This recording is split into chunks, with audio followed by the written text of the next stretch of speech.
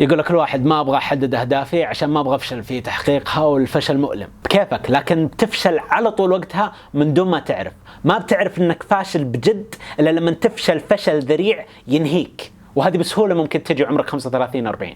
الناس يقولون لك عيوبك غايبه عنك ومعاهم حق، لكن برضو قدراتك غائبه عنك. لو تكتشفها وتنميها وتكون صادق مع نفسك في تطويرها تقدر تغير العالم. لك مني عهد اني اساعدك بقدر ما استطيع يا سيدي. لو تبغون عيوني من راسي طلعتها واعطيتكم اياها، مو من زينهم.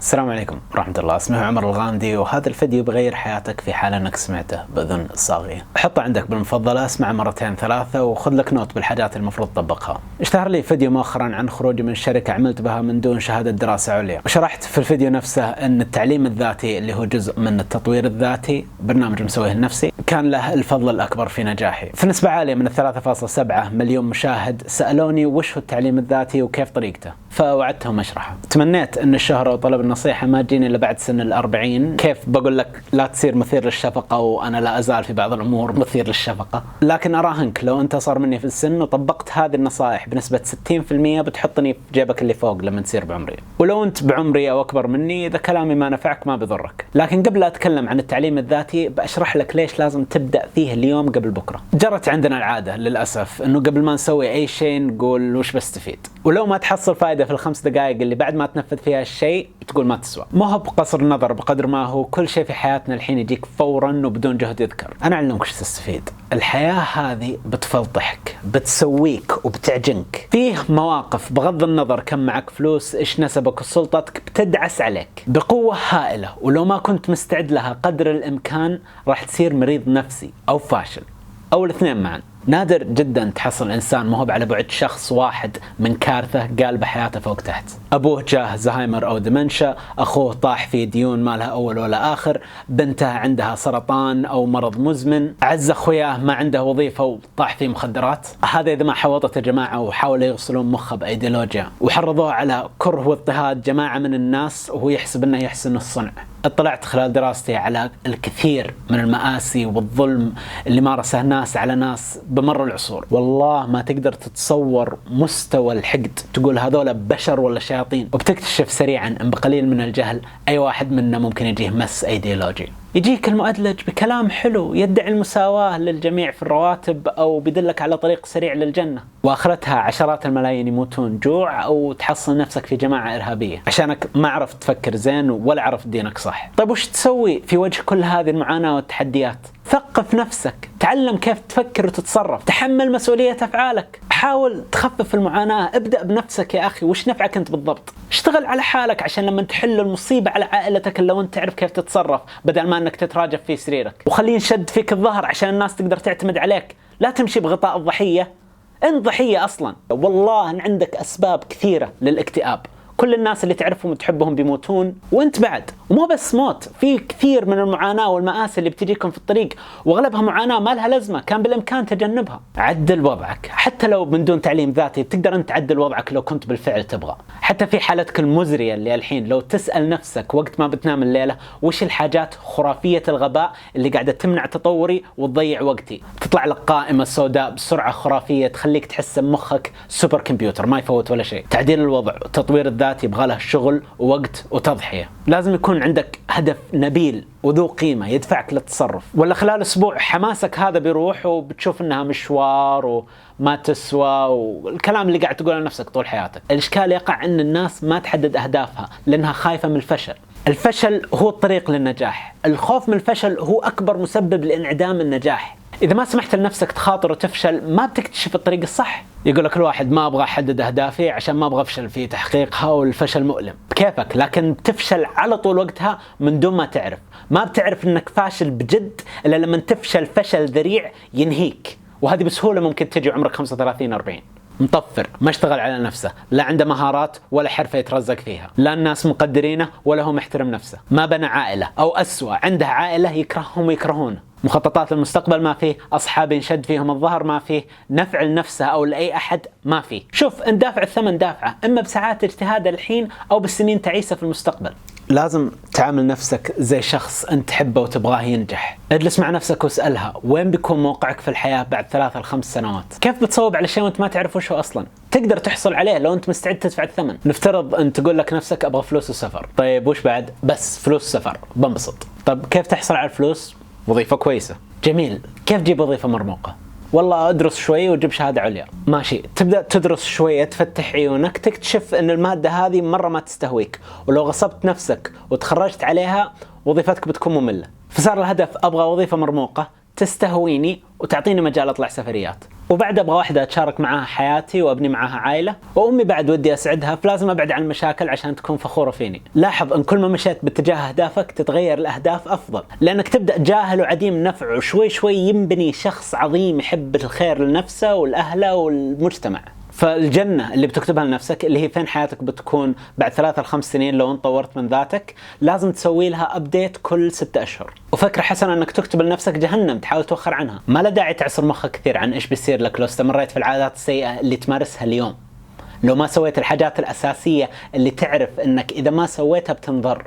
وجهنم حقتك على فكرة ما لها درك أسفل، لأن مهما كان وضعك سيء ممكن أنه يصير أسوأ. ولما تروح الجهنم الخاصة فيك ما تروح لحالك، تاخذ معاك أهلك وأصحابك وأي أحد يحبك وده أنه ينفعك تسحبه معك. تحسبني أبالغ؟ يا سيدي لو أنت نفسك ما شفت أحد في جهنم وهو حي معانا أنت مو منتبه كفاية.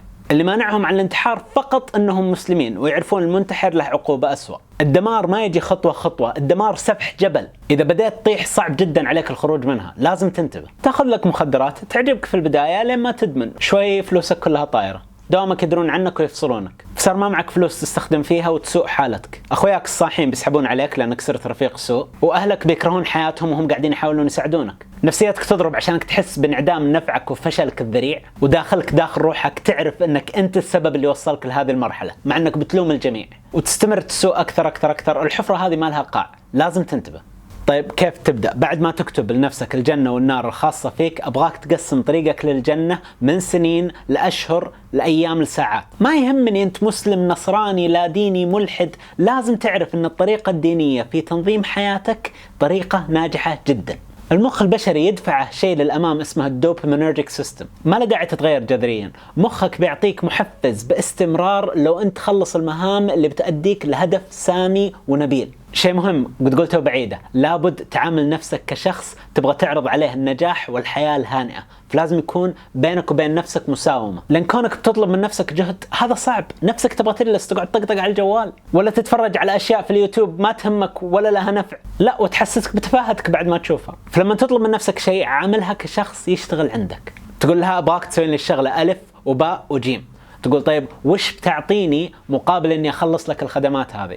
حاول تنظم وقتك انك تخلص مهامك اول، بعدين خذ لك بريك، اطلع مع اخوياك ولا العب بلاي ستيشن اللي يريحك يا رجال، لكن لازم تخلص مهامك اول. وترى اذا ما خلصت مهامك لا تحسب انك بتنبسط برا، مخك بيقعد يزعجك على تسويفك وعدم انجازك وبيقعد يعذبك لانك انت فاشل. والله نفسك غريبة فعلا، تحسب انك تعرف نفسك؟ ما تعرفها. الناس يقولون لك عيوبك غايبة عنك ومعاهم حق، لكن برضو قدراتك غائبة عنك. لو تكتشفها وتنميها وتكون صادق مع نفسك في تطويرها تقدر تغير العالم. ما تقدر تكون الأفضل في كل شيء، ولا تقدر حتى بعد تكون ممتاز في كل شيء، ما في وقت كفاية، لكن لو صدقت مع نفسك واشتغلت على حالك بتصير أقوى وأقوى وأقوى. ما في أحد يعرف الحد الأعلى للناجحين. من فترة ثانية نشوف بشر صدقوا أنفسهم واشتغلوا على حالهم عشرات السنين، وحياتنا الآن أفضل ولو أنهم توفوا قبل قرون. ما كان في شيء يقدر يردعهم ولا شيء يقدر يوقف في وجهه. الناس القوية سجن عشرات السنين يطلع يحكم بلد، تعذيب لتغيير مبادئ ما يمشي معاه، حبل المشنقة يقوي أفكاره ويطرد الغزاة من بلده، حتى حرق قدام الناس طلع أفكاره أقوى، وتأسس علوم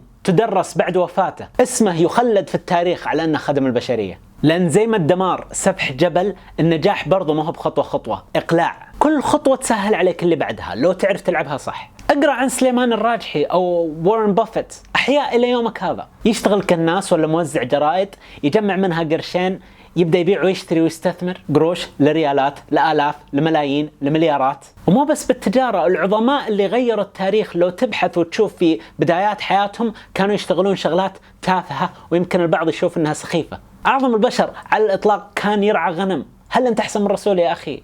إذا أنت بالثانوي أو كلية أو جامعة خذ لك وظيفة بارت تايم، امسح طاولات، اوقف على مكتب استقبال، كن محاسب على كاشير. تحسب ال2000 ولا 3 هي اللي بتستفيده من وظيفتك هذه في البارت تايم. هذه تعلمك طينة البشر كيف هم، يعلمك الناس كيف تتصرف، ويبني فيك الثقة انك تقدر تتكلم مع اللي ما تعرفه. والفلوس كويسة، لا تسمح لاهلك يعرفونك، انت مو خروف، اعتمد على نفسك. لا تستحقر اي وظيفة. بالمستقبل اذا شفت احد يشتغل في نفس الوظيفة او وظيفة قريب منها ما بتتعالى عليه، تعطيك تواضع فيها ضبط لنفسك، تنظيم لوقتك. احمل عبء يا اخي عشان تقدر تقول طيب حتى بعد بانعدام فائدتي الحين انا اقدر اشيل الحجر الثقيل هذا من هنا الى هناك. تعطيك هذه ثقة في نفسك بدل ما انت كاره حالك. ونقطة مهمة، ترى ما في اي مشكلة انك تفخر بنفسك وانجازاتك اذا ما احترمت وقدرت نفسك. من اللي بيحترمها؟ في فرق بين الثقة بالنفس والقدرات والتكبر والعنجهية. اطالع حولي ما اشوف الا شخصيات مهزوزة مستضعفة ولو كانت عظيمة. الواحد ما يقدر يقوم يتكلم قدام 9-10 اشخاص. لا يدخل الجنة من كان في قلبه مثقال ذرة من كبر، مو هم مثقال ذرة من ثقة. التكبر هو انك تتعالى على الخلق، مو كأنهم زيك من لحم ودم، تهمش إنجازاتهم وتحاول تستحقرهم. هذا هو التكبر. إيلون ماسك اللي مغير عالم التقنية قالبه فوق تحت، اللي جاب باي بال وسبيس اكس وتسلا، لو انه عربي والله تسمع الناس تحاول تحطمه. يقولون يا اخي والله هذا عايش الدور، وش بيسوي بيغير العالم، وش جابه بالضبط؟ صاروخ يرجع محله؟ بالله الصواريخ موجودة عندنا من الستينيات، ترى تحسب ان ما نفهم؟ واحسن من حقتك بعد، وصلتنا للقمر ورجعتنا. حقتك كل شوي قاعدة تنفجر ولا طلعت من الأوربت. مو بس محاولات تحطيم، بل سب فيه وفي أهله وتربيته وشخصه. النقطة اللي أبغى أوصلها إن شعبنا ولله الحمد محافظ. الكونسرفتيفز لهم فوائد عظيمة مثل الأمن والاستقرار لا يستهان بها هذه، لكن في نفس الوقت الإبداع يقتل بسهولة. عندنا طريقة ننفذ فيها الأمور وهذه الطريقة تشتغل. لا تجيب أفكار جديدة يمكن تخرب النظام كله. وكلامهم صح، لكن الانتقادات على الإبداع بتجيك من اللي يسوى واللي ما يسوى. الانتقادات ممكن تقتل إبداعك لو ما أنت قوي كفاية. لازم يكون عندك القدرة إنه طنش اللي يسب، قل له ما عليك بتقرأ عني بعد 10 سنوات، بنشوف أنا فين وأنت فين. اللي يسبون طنشهم، لكن اللي ينتقدون اسمع لهم، لأن حتى لو عدوك انتقدك 95% منها الشتم، 5% هذه نقاط ضعف المفروض انك انتبهت لها، فهو بيفيدك. استطردنا. طيب كيف اتعلم ذاتيا؟ وش المواقع او البرامج؟ ما في. والله انها لستة شركات ومواقع عرضوا علي فلوس حلوة لرعاية هذه الحلقة، لكنهم ياخذون اشتراكات. لا، التعليم الذاتي مجاني. ارقى الجامعات عارضين محاضراتهم بلاش. في قنوات تعليمية على اليوتيوب تختصر لك كتب وساعات بحث في فيديو 4 ولا 5 دقائق. إذا أحد طلب منك ريال واحد مقابل معلومة، ابدأ امش بشويش على وراء وأخر عنه قدر المستطاع. العالم بين يديك مجانا. اللهم إذا تبغى تدعمه يستمر حول له باتريون ولا أعلن له، هذا أحسن. أنا أتابع 20 قناة، 3 بس اللي أعطيهم باتريون. التعليم الذاتي نفس الثوب التفصيل. يمكن أقدر أعطيك ثوبي وتقدر تلبسه، لكن ما بيناسبك. لو ثوبي اللي الحين أعطيته عمر اللي قبل 2 بشقة لأنه دب. المغزى من كلامي إن كل شخص مختلف. التعليم الذاتي مخصص لك، مناسب لمستواك، مشوق ومفيد. حتى لو بديت بالسوق وأنت أصلا بتبدأ بالسوق، تحصل بعد فترة وجيزة الحاجات اللي تناسبك وتنفعك. بس أول شيء لازم تسويه إنك تعرف مخك وش نوع التعليم اللي يناسبه. يعني هل أنت تتعلم أكثر من القراءة ولا من المشاهدة والسمع ولا من الممارسة؟ أنا مرة سيء في القراءة ولا أحب الكتب أصلا. لحد يزعل مني، عندي ديسلكسيا على خفيف. القراءة صعبة بالنسبة لي، لكن حتى لو كنت زي هذول اللي يقرون صفحة في 15 ثانية بسم الله ما شاء الله عليهم، برضو بكره الكتب. ما تقدر تقرأ كتاب وانت تسوق للدوام، لكن تقدر تسمع أوديو بوك. ما تقدر تقرأ كتاب وانت قاعد تغسل الصحون، لكن تقدر تشغل محاضرة. ولما تكون 1 على 1 مع جهازك وبكامل انتباهك، تقدر تشغل المحاضرة بسرعة 150%. تتعود عليها، ما عليك. يمكن لاحظت اني اتكلم بسرعة واعتقد ان هذا هو السبب. ماني فاضي الدكتور يقعد يقول we think that it's probably for the reason of the effect of the. اخلص يا اخوي، جيب معلومة يلا صديق. وإذا كان يتكلم بطلاقة وأنت ما تعرف أي شيء عن الموضوع، خفف السرعة. وإذا ما فهمت ارجع 10 ثواني عشان يعيد كلامه. تقدر تخليه يعيد كلامه للأبد. أحيانا في ظروف خاصة، في معلومات دقيقة ما في أحد قد اختصرها ولا حطها في فيديو ولا شيء، لازم تقرأ وقتها. لكن غيرها بالنسبة لي أنا شخصيا أحب أشوف وأسمع. ولا تنسى تسجل عدد الساعات ومجال الدراسة اللي انت قاعد تسويها في حال انك كنت منتبه 100%. مو عشان تتفاخر فيها قدام الناس، لا، هذه تعلمك انت وش يستهويك، ويمكن تحصل فيها مجال للتعمق ووظيفة حتى بمستقبلا. خليني اقول لك شغلة، اذا كنت تبغى تصير بطل اولمبي، لازم تخصص يوم العضلات الايادي، يوم العضلات الصدر، يوم العضلات البطن، يوم العضلات الرجول. لازم تاكل بروتين 6-7 مرات في اليوم. لكن الشخص العادي في حال انه سوى 20% من اللي يسويه البطل، يحصل على 80% من النتائج. وعشان كذا الأطباء يقولون لك امشي 30 دقيقة في اليوم وبتحصل على فوائد صحية هائلة بنسب عالية جدا، وهم صادقين. يفضلون لو انك تتمرن 5 ساعات في اليوم وما تاكل الا اكل صحي، لكن كل واحد يا اخي عنده حياته، ما حد فاضي. نفس الشيء التعليم الذاتي، أساسيات العلوم ما هي موجودة عند الناس، وتقدر تطلع بمراحل فوقهم بشوية دراسة. ويفضل أنك بعد ما تطلع تركز جزء كبير من وقتك في التعليم الذاتي على مجال واحد عشان تتخصص فيه وتصير خبير، لكن هذه تجي بعدين. أول شيء اطلع عشان تعرف العالم وش الحاجات اللي تعجبك. إضافة للمعلومات أنت تحتاج مهارات لازم تنميها عندك، وابدأ بالأساسيات. هل عندك إنجليزي؟ اللغة العربية هي لغتي المفضلة، لكن إذا ما كان عندك إنجليزي صعب أنك تحصل مكان لك في الشركات العالمية. والتعليم الذاتي بيفتح بابه على مصراعيه في حال أنك كنت ملم بالإنجليزي. حدد مستواك في اللغة. إذا كنت مبتدئ حمل مسلسلات. أغلب الشباب العرب اللي طلقوا بالإنجليزي تحصل يتفرج مسلسلات. تفرجها أول بترجمة، بعدين تفرجها بسبتايتلز إنجليزية عشان تسمع الكلمة وتشوفها مكتوبة قدامك. إذا مستواك متوسط، الممارسة. والنت مفتوح، سولف مع العالم إنجليزي. حاول ترجم كلامك العربي في راسك إلى إنجليزي واكتبه. متقدم، سو أو شارك في نادي خطابة. لا توست ماسترز ولا غيره، هذول ياخذون اشتراكات شهرية على إيش بالضبط؟ في فيديوهات إلى الليل مجانية تعلمك فن الخطابة وتحلك المشاكل اللي موجودة عند أغلب الناس. وببلاش تقدر تسوي لنفسك نادي خطابة. اعزم طلاب أصحابك أو حتى ناس معاك من الدوام، خصصوا لكم وقت تتقابلون فيه، وكل مرة 2-3 يخطبون. وإذا ما حصلت أحد حط جوالك يصور ووقف قدامه اخطب، بتشوف فين غلطاتك وتأتأتك، وبالتدريب هذه كلها تقدر تروح. بعد الإنجليزي، هل تعرف تستخدم كمبيوتر؟ مو قصدي تعرف تضغط زر التشغيل وتفتح متصفح، كل الناس يعرفون هذه حتى الأطفال. أنا قاعد أقول لك هل تعرف تبرمج؟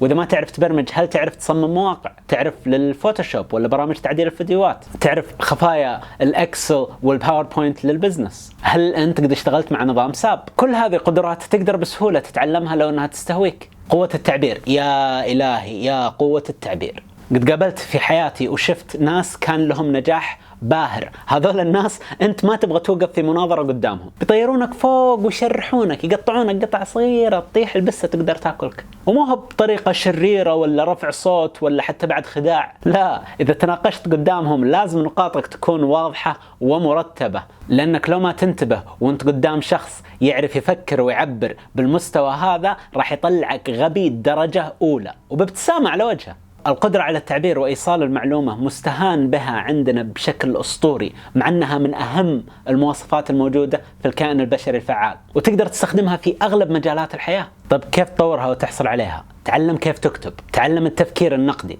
وتعلم المغالطات المنطقية في النقاش. مهارات هذه لازم تعمل عليها تبني شخصك المستقبلي. لك مني عهد أني أساعدك بقدر ما أستطيع. يا سيدي لو تبغون عيوني من راسي طلعتها وأعطيتكم إياها، مو من زينهم. تحسب أني ما أستفيد لما أنت تستفيد؟ لما تشتغل على نفسك صح أنها لمصلحتك ومصلحة عائلتك بالدرجة الأولى، لكن لو فعليا نجحت نجاح باهر وأنت قدها وقدود، بتنفع مجتمعك وباقي الناس، وبتصير زي الفيروس تنفع هذا وهذا وهذاك اللي هناك واللي هناك، بعد بتخفف معاناتهم وبتضبط أمورهم، وبعدين هم بعد نفس الشيء يقومون بأنفسهم وينشرون النفع ويرتقون كبشر، وتقل عندهم العنصرية ويقل الحقد وترتفع الإنتاجية والإنجازية. حتى من منظور أناني بحت، الحسود الغبي ما يعرف أن حياته تتحسن في حال أن الآخرين تحسنت حياتهم. العالم ما عاد هو بزيرو سم جيم. شوف حولك العالم اللي احنا عايشين فيها الحين، الواحد يأكل أكل ما يحلم فيه ملك بريطانيا قبل 100 سنة. تطلع في بطن عصفور مصنوع من حديد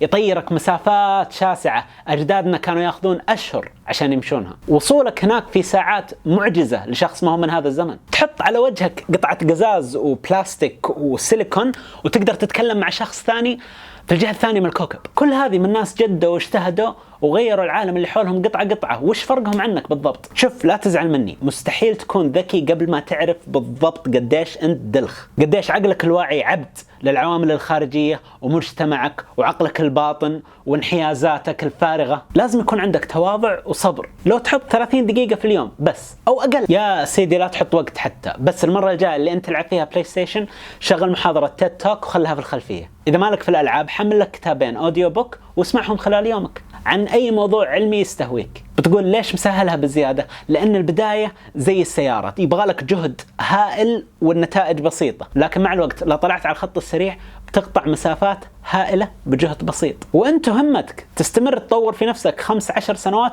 ما بيمديك تميز منه الشخص الجديد هذا. بتكون شخص قوي يتحمل الضغط ويعرف في مجالات عدة. لا تكلم الجميع يسكت ويصغي له. يجي أحد يبغى يستغلك ولا يضحك عليك، تحس انه طفل معاه 3 ريال 3 أوراق وانت معك 10 ريال، ويقول لك بعطيك 3 أوراق هذه وابغى منك ورقة واحدة بس. روح لعب على غيري. المحتالين والكذابين واهل التسويق الهرمي والمؤامرات هذول بيمديك تشوفهم من بعيد. ما أحد يقدر يستغلك إلا بإرادتك. لو تبغى منه شيء استغبي. تقدر تطور نفسك وتقدر تطنشني، أنت حر يا سيدي. استمر في الشكوى والبكاء وندب الحظ، شوف شو بيصير لك. بتخلي كل شيء تشتكي منه أسوأ بمراحل. الرسالة اللي أعجبت الكل في الفيديو الماضي، المنتقد والمادح، يا أنك تبكي وتندب حظك أو أنك تحاول تحسن وضعك. عدل وضعك يا صديقي، ما فيها إلا المنفعة لك ولأهلك ولنا جميعا. أوكي، في الختام بأترككم مع هذه العبارة العظيمة من JFK: لا تسأل ماذا ستقدم بلادك لك، ولكن ماذا ستقدم لها. الناجحين اللي هاجروا أو يفكرون في الهجرة أدعوكم للعودة. الناجحين فقط، المخبطين بكيفهم عاد. والله نفسي أروح لندن أقرقر على راس ملياردير روسي وأخذ راتب أطلق من أي دكتور. ملعب الإمارات حق أرسنال بيكون عند رجولي، وبورتسموث مدينة الطفولة حقتي على بعد ساعة. لكن السعادة الحقيقية والدائمة والراحة النفسية بتجيك لا حسيت إن حياتك لها معنى ونفع. عشان كذا تحمل المسؤولية مهم ومفيد. الحكومة تقر إن عندها مشاكل وتحديات في التعليم والصحة والنقل والإعلام والاقتصاد طبعا، ولا ليش استراتيجية وتطور لو كل شيء على أحلى ما يرام؟ تعال احمل عبء، ساعدنا في حل المشاكل والتطور. إذا أنت ما ساعدت بلدك من بيساعدها؟ الفيديو القادم بيكون عن الفلوس وصناعة الثروة، ويمكن أسوي فيديو قبله عن المغالطات المنطقية لأن أغلبنا يحتاجها للتعليم الذاتي. لكن أقول لكم من الحين إن احتمالية يتأخر، لأني بمر على وزارات الداخلية في دول الخليج ووريهم السيستم حق خالف تعرف حق الحوادث المرورية. وبعد الحين جاء وقت المقابلات التلفزيونية والفرع السعودية. نشوفكم يا حلوين. لا تنسى الاشتراك وضغط زر الجرس للتنبيه، وإذا تبغى أحد يستفيد لا تبخل عليه بالنشر بالواتساب ولا تويتر. شكرا لك على مشاهدة الفيديو، وشكرا لل15 شخص اللي داعميني على الباتريون. إلى أن ألقاكم في المستقبل المشرق بإذن الله. عمر الغامدي يودعكم.